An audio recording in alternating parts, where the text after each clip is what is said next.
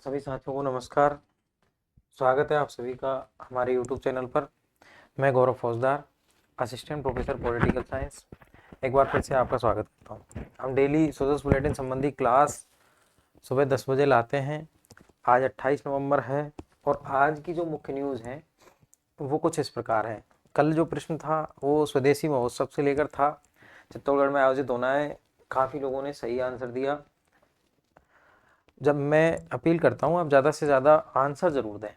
Answer सही रहता है, आप कमेंट में उत्तर दे देते हैं, बहुत सही रहता है। बाकी आज की जो न्यूज़ हैं वो काफ़ी इंपॉर्टेंट हैं, क्योंकि कल एक प्री मीट आयोजित हुआ जो कि राजस्थान प्रवासी सम्मेलन, जो प्रवासी राजस्थान दिवस है, प्रवासी राजस्थान सम्मेलन जो होना है 10 दिसंबर को, उसकी पूर्व तैयारी को लेकर जो हमने कल की सोशल बुलेटिन में पढ़ा भी था, 27 नवंबर को एक प्री समिट का आयोजन किया गया और उस प्री समिट के अंतर्गत पर्यटन विभाग से लेकर काफ़ी योजनाएं जो हैं उनकी चर्चा हुई।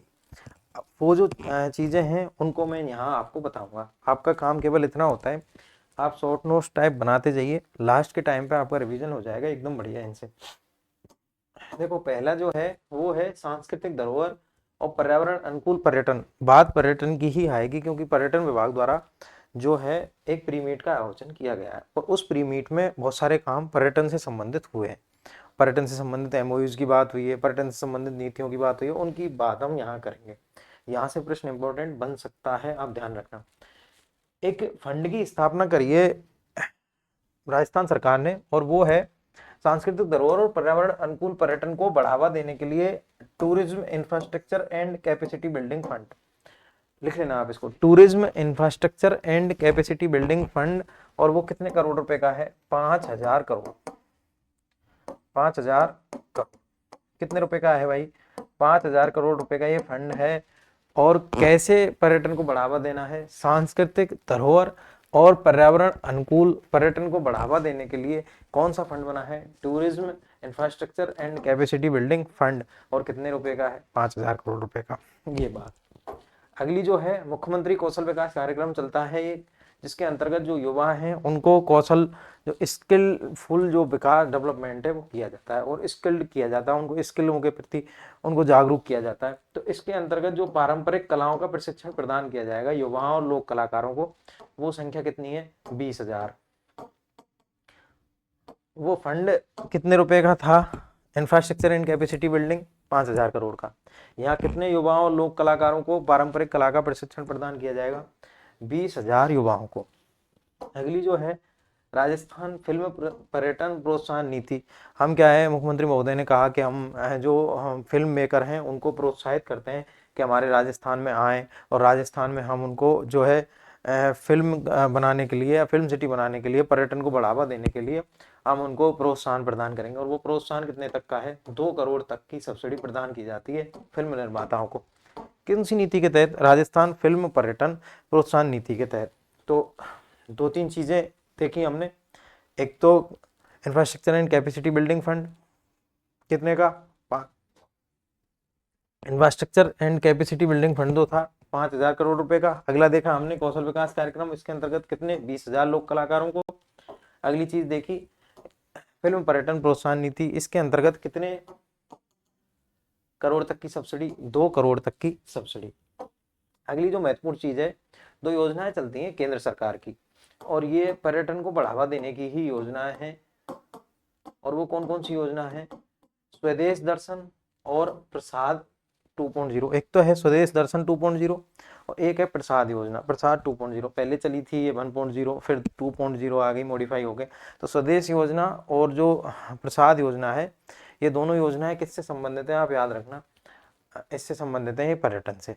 इसमें क्या है, इसमें बताया जो शेखावाटी क्षेत्र है हमारा, सीकर, झुंझुनू और चूरू जो जिले हैं, इन जिलों की 662 हवेलियों को पर्यटन के लिए संरक्षित किया गया है।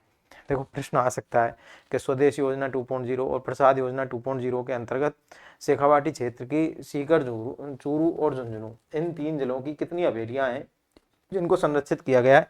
662 हवेलियों को संरक्षित किया गया है।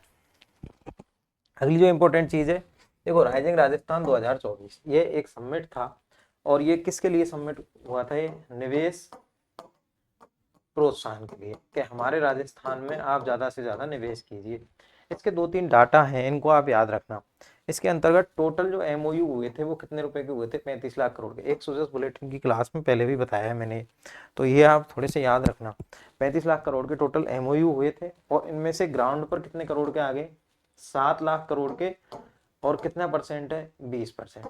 35 लाख करोड़ का 20% होता है 7 लाख करोड़। तो 35 लाख करोड़ के टोटल एमओयू हुए थे, 7 लाख करोड़ के एमओयू ग्राउंड पर आ चुके हैं, यानी कितने परसेंट ग्राउंड पर आ चुके हैं? 20%। अच्छा, इसमें बताया कि पर्यटन के कितने एमओयू थे? तो ये 35 लाख करोड़ के जो एमओयू थे, इनमें से 1.44 लाख करोड़ के एमओयू 1702 एमओयू थे, जो कौन से क्षेत्र से संबंधित थे? पर्यटन से संबंधित थे। अब ये कहाँ से आया आपको भी पता है, क्योंकि प्री समिट का आयोजन हुआ और प्री समिट का आयोजन कौन से क्षेत्र ने करवाया था? पर्यटन विभाग ने करवाया था। तो पर्यटन की ज्यादा बात थी। यहाँ से प्रश्न इंपॉर्टेंट भी बनते हैं, पर्यटन लगभग सब पेपरों में आता है। तो 35 लाख करोड़ के टोटल एमओयू थे, जिनमें से 7 लाख करोड़ के यानी 20% ग्राउंड ब्रेक हो चुके हैं, मतलब ग्राउंड पे आ चुके हैं। और इसके बाद बात बताया इन्होंने कि 1.44 लाख करोड़ के 1702 एमओयू कौन से क्षेत्र से संबंधित थे? पर्यटन से संबंधित थे। इनमें से 10,000 करोड़ के 277 एमओयू ग्राउंड पर आ चुके हैं। 3 राशियां हैं, 35 लाख करोड़, 7 लाख करोड़।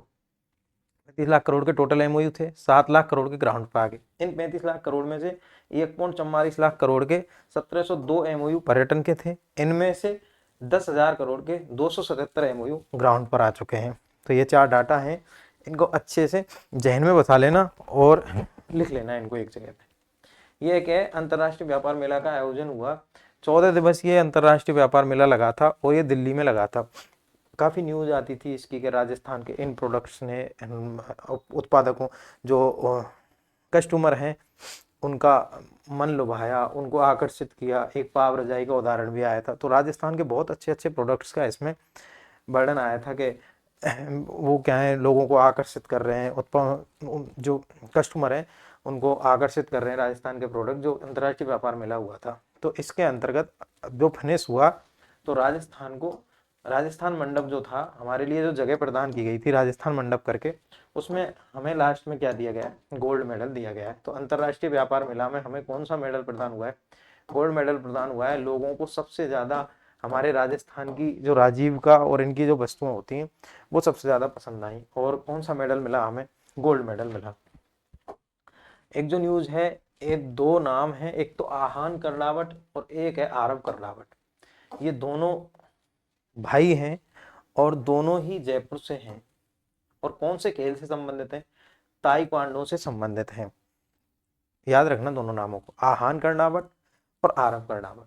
ये कहाँ के हैं? जयपुर के हैं। और कौन से खेल से संबंधित हैं? ताइक्वांडो से। न्यूज क्या है, क्या इनको इंडिया और एशिया बुक ऑफ रिकॉर्ड्स में इनका नाम दर्ज हुआ है, क्योंकि ये ताइक्वांडो में अच्छा प्रदर्शन कर रहे हैं दोनों, आहान कर्नावट और आरव कर्नावट। इनके बारे में विशेष चीज ये है कि जो आहान है इसने 1 मिनट में 113 किक लगाई और आरव जो है इसने 1 मिनट में 274 किक लगाई।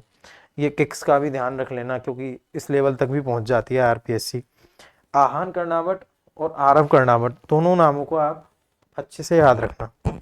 सबसे पहली न्यूज थी infrastructure and capacity building fund 5,000 crore रुपए का। कौशल विकास कार्य योजना में लोक कलाकार युवाओं को 20,000 को प्रशिक्षण प्रदान होगा। 2 करोड़ रुपए तक की फिल्म पर्यटन प्रोत्साहन नीति में। स्वदेश दर्शन और प्रसार 2.0 में जो शेखावाटी क्षेत्र है, सीकर, झुंझुनू और चूरू, इनकी कितनी हवेलियां हैं? 662 हवेलियां इस योजना में है। राइजिंग राजस्थान में 35 लाख करोड़, 7 लाख करोड़ के आ चुके हैं। पर्यटन के 1.44 लाख करोड़ और 10,000 करोड़ के पर्यटन के आ चुके हैं। अंतर्राष्ट्रीय व्यापार मेला में राजस्थान को कौन सा मेडल प्रदान हुआ है? गोल्ड मेडल प्रदान हुआ है। आहान आरव कर्नावट को आप याद रखना, ये कौन से खेल से संबंधित हैं? ताइक्वांडो से संबंधित हैं। एशिया और इंडिया की बुक ऑफ रिकॉर्ड्स में इनका क्या हुआ है? नाम दर्ज किया गया है। एक आज का जो प्रश्न है, कल की सुजस में हमने कराया था कि राष्ट्रीय गोपाल रत्न जो अवार्ड है, राष्ट्रीय गोपाल रत्न अवार्ड कितने श्रेणियों में राजस्थान को प्राप्त हुए और इन श्रेणियों में किस किस को गोपाल रत्न अवार्ड प्रदान हुआ है? इसका आंसर आप कमेंट में जरूर देना। बाकी क्लास को आप अपने मित्रों तक, अपने परिचितों तक शेयर जरूर करो और नोट जरूर बनाओ, जिससे लास्ट में रिवाइज किया जा सके। बहुत बहुत धन्यवाद आपका। Thank you so much.